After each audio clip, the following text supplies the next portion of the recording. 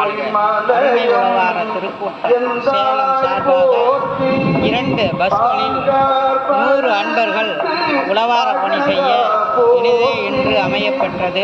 தஞ்சை மாவட்டம் கும்பகோணம் வட்டத்தில் அமையப்பெற்ற ஆனந்த நிதி உடன்முறை ஆதிக்கம்பட்டீஸ்வரர் ஆலயத்தில் 100 அன்பர்கள் உழவார பணி மிகவும் சீரும் சிறப்புமாக செய்யப்பட்டு இன்று அனைவருக்கும் ஒரு மகிழ்ச்சியான தருணம். இந்த ஆலயத்தை தூய்மை செய்யும் பாக்கியம் நம்மளுடைய திருக்கூட்டம் சார்பாக இந்த 100 அன்பர்களுக்கு இன்று கிடைக்கப்பட்டது.